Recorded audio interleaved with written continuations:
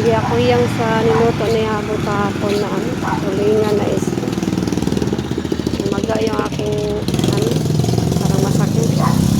Ngipin na gums na pinagbunutan kahapon. Gusto ko ng gulay, maghanap ako.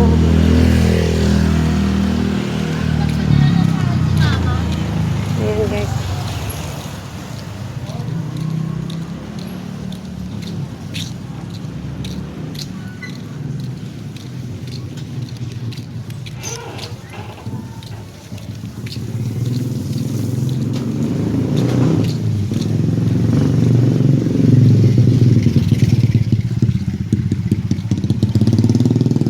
Dito ako sa pastry.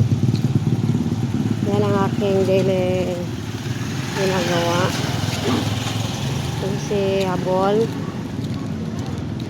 Hapon siya ang bumili ng ulam. Dahil nagpabunot si Akets. Tulingan nga na isdang binili niya. Ano ba yan guys?